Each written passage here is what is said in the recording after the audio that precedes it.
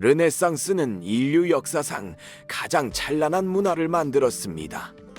레오나르도, 다빈치, 미켈란젤로, 라파엘로와 같은 천재들이 한 시대에 집중적으로 출연했고, 피렌체와 베네치아 같은 도시들은 건축적 걸작품으로 가득 찼으며 인간 중심적 철학이 유럽 전역을 변화시켰습니다. 왜 이런 문화적 기적이 300년이라는 짧은 기간에 가능했을까요? 르네상스가 세계사에 어떤 영향을 끼쳤고 오늘날 어떻게 활용할 수 있을지에 대해 이야기해 보겠습니다.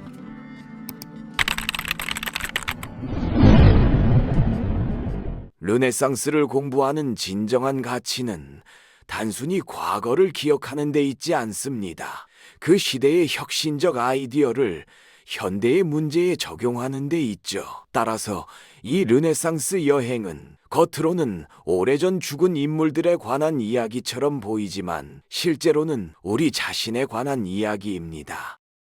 1469년 피렌체의 명문 가문 출신 20세 청년 로렌초 데 메디치가 가업인 메디치 은행을 이어받았습니다. 1397년부터 운영되어 온 이 은행은 유럽에서 가장 존경받는 금융기관으로 피렌체, 베네치아, 로마, 제네바에 지점을 두고 있었죠. 로렌초는 조상들처럼 사업 감각이 뛰어났습니다. 그의 생애 동안 은행은 바젤, 브리헤, 아비뇽, 피사에 새 지점을 열고 왕실과 귀족, 기업가들에게 상당한 금액을 대출해 주었습니다. 로렌초와 그의 가문은 돈 버는 사업을 중요시하면서도 그 돈을 어떻게 써야 할지에 대해서도 대단히 야심찬 비전을 가지고 있었습니다. 메디치 가문의 독특한 점은 자선 활동, 오늘날로 치면 기부의 목적을 세상의 아름다움, 진리, 지혜를 증진하는 것으로 여겼다는 사실입니다. 로렌초의 할아버지가 시작한 메디치 도서관은 로렌초의 지휘하에 크게 확장되었는데요. 그의 연구원들은 유럽 전역의 수도원, 궁정, 도서관을 뒤지며 고대에 잊혀진 텍스트들을 발굴했습니다. 로렌초는 마르실리오 피치노, 폴리치아노, 조반니 피코 델라 미란돌라와 같은 철학자들의 후원자였습니다. 그의 지도 아래 이들은 그리스 철학에 대한 선구적 연구를 수행했는데요. 에피쿠로스, 키케로, 아리스토텔레스의 아이디어를 연구하고 플라톤의 이론을 기독교와 조화시키려 노력했죠. 예술적 후원자로서 로렌초의 명성은 더욱 빛납니다. 그의 궁정에는 베로키오, 레오나르도, 보티첼리, 기를란다이오, 미켈란젤로 같은 예술가들이 있었습니다. 이런 후원 관계는 매우 친밀했는데요. 미켈란젤로는 5년 동안 로렌초 가족과 함께 살며 식탁에서 식사하고 피치노가 이끄는 토론에 참여했을 정도였으니까요. 현대 기준으로 메디치 가문은 꽤 부유했지만 그들의 재산은 상대적으로 적은 편이었습니다. 1430년대부터 1470년대까지 약 40년 동안 메디치 가문은 지적 후원, 건축, 예술 작품에 현대 가치로 약 5천억 달러 투자했다고 추정됩니다. 이는 페루의 어업 사업으로 15억 달러를 보유한 로사 카페라타 수준이었을 뿐이죠.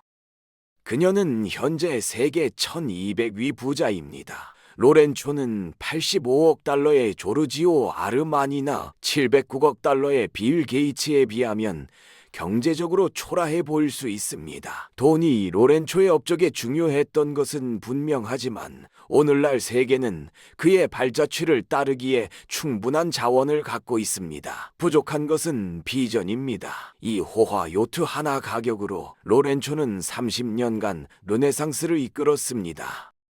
메디치 가문 영향력의 비밀은 그들이 단순히 예술가들에게 돈만 건네주지 않았다는 점입니다. 그들은 예술과 철학에 대한 명확한 비전과 사명을 가지고 있었고 이를 직접적으로 제시했습니다. 철학자 피치노의 지도를 받은 로렌초는 예술을 일종의 교육으로 생각했죠. 그의 후원 아래 예술가들은 친절과 연민의 중요성 같은 핵심 철학적 진리를 표현하도록 요청받았습니다. 그들은 평온함을 증진하고 국가와 훌륭한 리더십의 최고 자질을 찬양했죠. 르네상스가 단순히 부를 축적했다는 이유로 기억되지는 않을 겁니다. 그 진정한 영광의 원천은 위대한 은행가들이 돈을 쓰는 방식에 보여준 상상력과 지성이었습니다. 1417년 1월 독일 풀다 수도원에서는 역사적 발견이 이루어졌습니다. 이탈리아 학자 포조 브라치올리니가 독일과 스위스를 여행하며 고대 그리스와 로마 필사본을 찾고 있었는데요. 베네딕트 수도원 도서관에 잊혀진 구석에서 그는 르네상스 최대 발견 중 하나를 합니다. 루크레티우스의 사물의 본성에 관하여 유일한 필사본이었죠. 이 작품은 에피쿠로스 철학에 대한 가장 완전한 기록을 담고 있었습니다. 브라치올리니와 동료들은 충격을 받았습니다. 에피쿠로스는 인간의 열정, 행복, 종교, 공동체 새생활, 과학에 관한 귀중한 통찰을 제공했기 때문이죠. 브라치올리니는 고전 텍스트에 깊은 관심을 가졌지만 오늘날 우리가 이해하는 의미의 학자는 아니었습니다. 그는 과거를 위해 과거를 연구하는 사람이 아니었죠.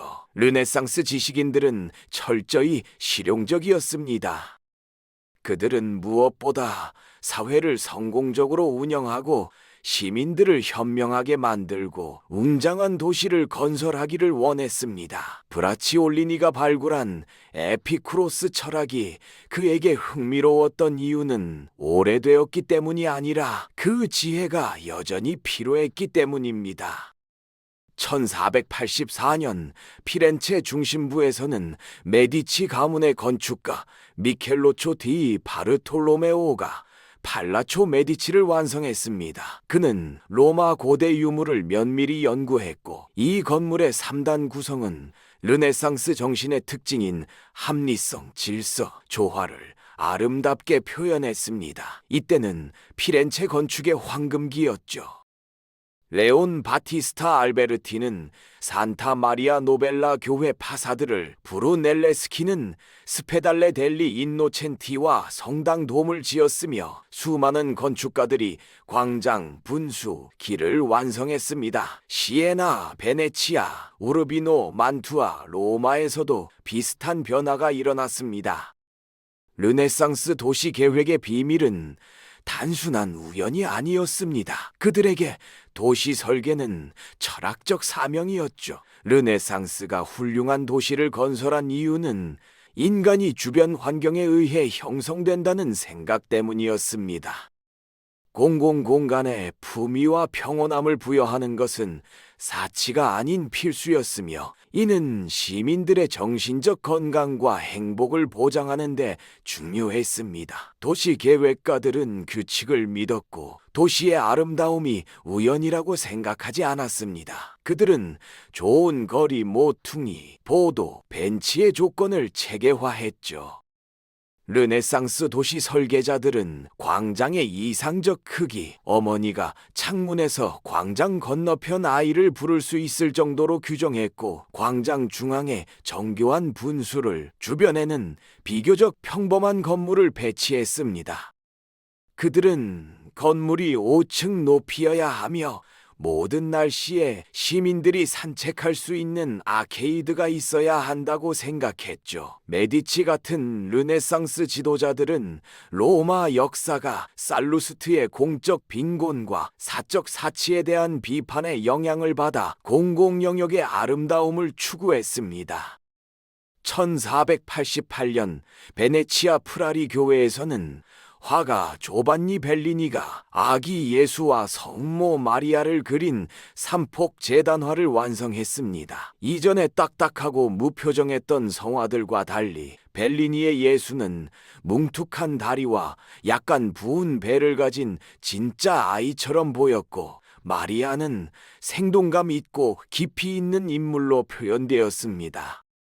르네상스가 도나텔로, 마사초, 레오나르도, 미켈란젤로, 라파엘로, 티치아노 같은 수많은 천재를 배출한 것은 우연이 아닙니다. 모든 시대는 비슷한 잠재적 재능을 가지고 있지만 특정 시대가 비범한 이유는 그 재능을 활용하는 방식에 있습니다. 르네상스를 특별하게 만든 것은 예술의 목적에 대한 명확한 비전이었죠. 르네상스는 일종의 영웅적 광고의 시대였습니다. 그러나 소비재가 아닌 아름다움, 진리, 지혜를 판매했던 것이죠. 르네상스 예술의 에너지는 일관된 이데올로기적 프로그램에서 비롯되었습니다. 르네상스는 회화를 통해 철학적 아이디어를 전파하고자 했습니다. 철학자들이 추상적이고 접근하기 어려운 존재로 여겨졌기에 라파엘로가 같은 예술가들은 바티칸 벽화를 통해 아리스토텔레스와 플라톤을 매력적인 인물로 표현했죠. 티치아노는 인간의 새 연령을 통해 삶의 덧없음을 보여주며 우리가 시간을 적절히 사용하고 서로의 약점을 이해해야 한다는 메시지를 전달했습니다. 티치아노는 사람들이 보통 좋아하는 아름다운 인물들로 시작해 자연스럽게 철학적 주제로 이끌어갔죠. 이런 예술적 접근은 마르실리오 피치노의 철학에 기반했습니다. 그는 인간이 본질적으로 사랑하는 존재이며 사랑은 먼저 아름다움에 끌린다고 주장했죠. 따라서 사람들에게 사랑받기 원하는 것은 먼저 아름답게 만들어야 하며 가장 높은 인간 이상으로 가는 길은 성적 매력에서 시작해 아름다움을 거쳐 사랑으로 이어진다고 보았습니다.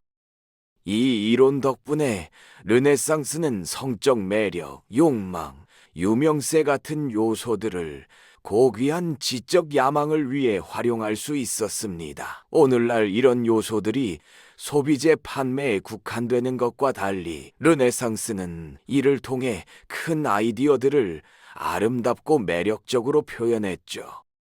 보티첼리의 프리마베라에 등장하는 매혹적인 인물들은 사려 깊고 친절하며 진지하고 때로는 슬퍼 보입니다. 그들은 인간의 슬픔과 결점에 대한 연민으로 가득 차 있으며 삶의 순환을 인식해야 함을 상기시켜 줍니다.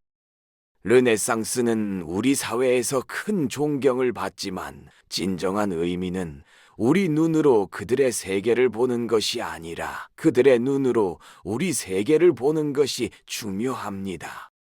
르네상스는 우리에게 많은 것을 남겼습니다. 현명하게 돈을 쓰는 법, 인문학을 통해 삶을 개선하는 법, 살기 좋은 도시를 만드는 법, 예술을 통해 선한 것들을 매력적으로 만드는 법 등 모든 위대한 르네상스 인물들이 원했던 것처럼 우리도 세상을 더 나은 곳으로 변화시키기 위해 새로운 생각, 새로운 모습으로 미래를 생각하는 게 중요합니다. 시청해 주셔서 감사합니다.